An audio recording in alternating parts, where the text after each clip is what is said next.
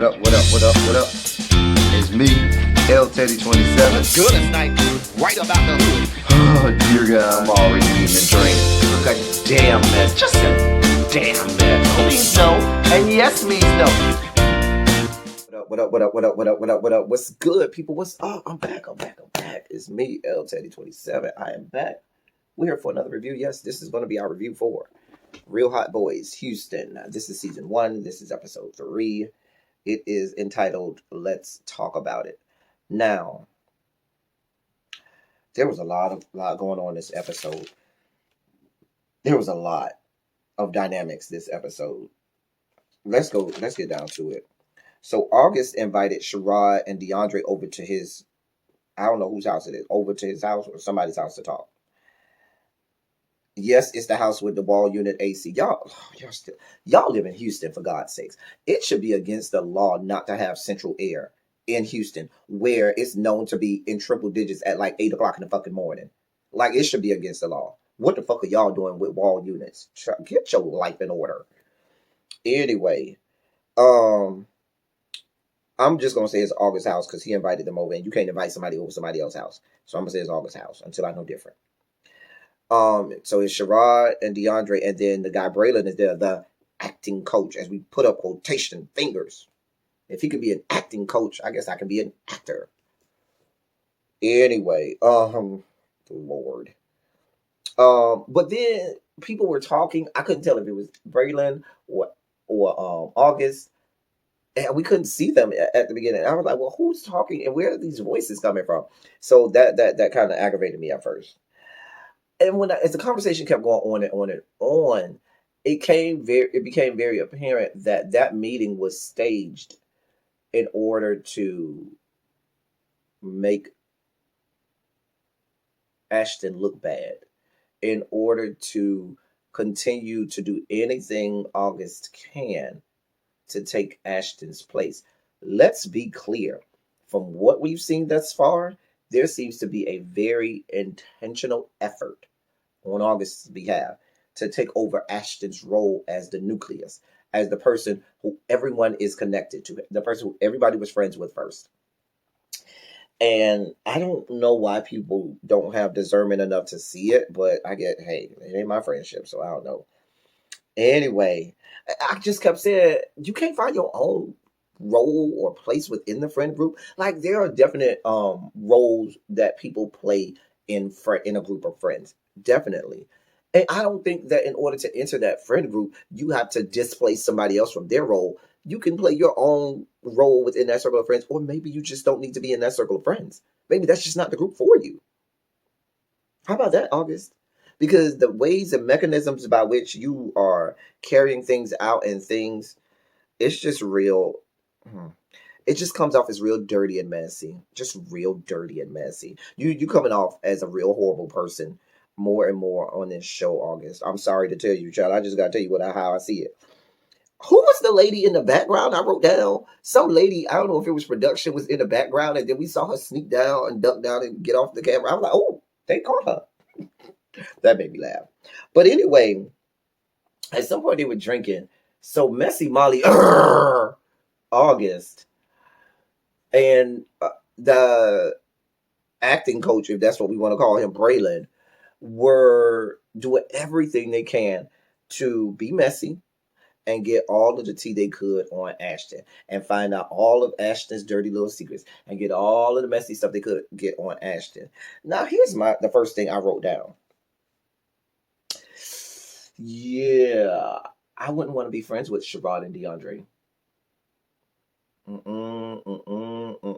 Nope. I'm looking at the Sherrod and DeAndre, and these are supposed to be the introvert, which is supposedly someone who doesn't do a whole lot of talking and expressing of themselves, or the peacemaker. But y'all over here laying this man out.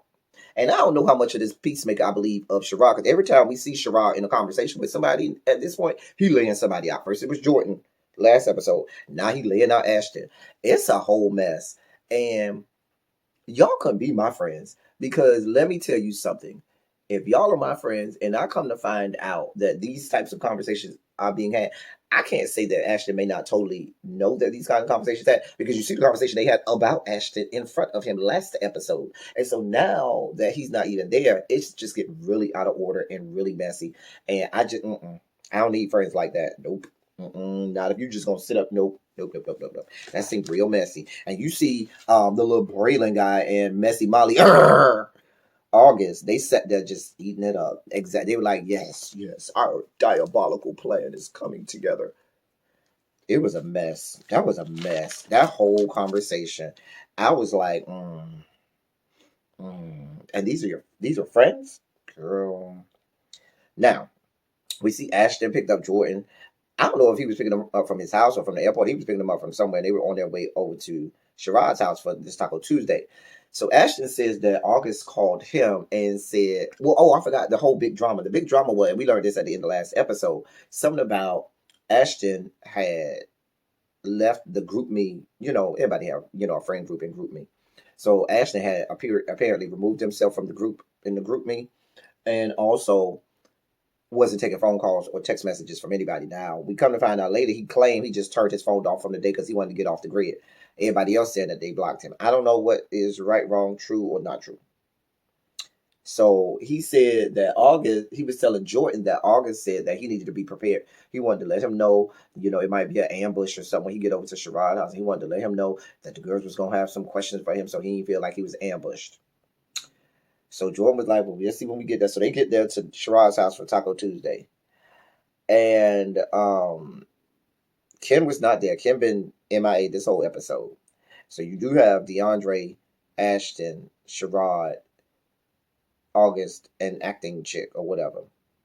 So Ashton seems to think that nobody should be in their feelings about him just going off the grid. Now, that's not how friendships work, Ashton. If you have a really close circle of friends and y'all talk all the time, y'all talk every day, y'all got a group messaging or whatever through GroupMe or whatever you have, and you remove yourself from the group and then get off the grid, everyone is going to be concerned. Everyone's going to be wondering, well, what's the problem? What did I do? Did we do something? What's wrong? Are they okay? That's what friends are supposed to do. They're supposed to be concerned about their friend, like what is going on. So you can't be, because he was kind of alluding to, y'all need to just let me be and don't be worried about what I'm doing or why I'm off the grid. No, bitch, we need to be worried about why you off the grid, because you're our friend. That's what friends are supposed to do. I ain't understand that. But then August started this argument with Ashton, accusing him of being aggressive in the conversation. But looking at the conversation, August was the aggressor. He was the one with the rah, rah, rah, rah, rah. Messy Molly, you need to go back and look at yourself on these videos, because you was the aggressive one, okay? I ain't understand that. And then you were telling Ashton that he shouldn't come there defensive, but you called him and put him in a defensive stance by telling him, "Oh, you might be ambushed, and I don't want you to be ambushed. If you call me and tell me you don't want me to be ambushed when I get there, you're gonna try to tell me something. I'm coming there on defense. I'm coming there like, okay, ready, because I'm thinking that somebody's gonna come to ambush me." You said, "Listen, either one or two things is going on here, August. Either one, you are doing a masterful job, at least for them, because I see right through it, of doing strategic things to put Ashton in a very bad light amongst the friends. But then acting like, oh, I didn't do anything. Oh, I'm innocent. Oh, I was just, because even in that conversation, he'd be like, I'm just going to be your friend. And I'm going to tell you every time I'm around your little friends, because I know you longer than them. And every time I'm around your other little friends, they always got bad stuff to say about you. And you don't even know how they be talking about you. And now it makes it seem like Ashton is this horrible person and everything. When you set all of this up, August, we see you, Messy Molly. So that's either the one scenario, or you just that dumb, stupid, and naive enough to think to just be, haphazardly causing all of these coincidental time bombs to go off that all involve Ashton. And it's just so coincidental, and you're just so naive to what's going on here. I didn't know that these things were all going to happen. Girl, we see you, Messy Molly. We see you. You real messy. Real messy. I don't want no parts of that. Anyway, so yeah, he went on this whole tirade about how he was trying to be a friend to Ashley and really tell him the lowdown about his so-called friends and how they really feel about him. And it just came off as real messy. And I was just like everything that he does at this point seems a little messy, tainted, dirty. Like I feel like this point that I watch on the show that August does, if I put my finger on it, I would have to wash it. Like it just the episode went on from there. But it was just like I don't want friends like this. Like, I'm not saying me and my friends don't ever argue, don't ever have beef, but when we do, we sit down, we talk it out, we get through it, and we don't know. This type of fuck shit. But those are my thoughts on this week's episode. Y'all let me know what y'all thought. It wasn't too comedic this time because it really was a blah episode, but you know, we tried to give it as much as we could. Anyway, until next week, that's all I have for y'all. Thank y'all for coming. Y'all drive safely.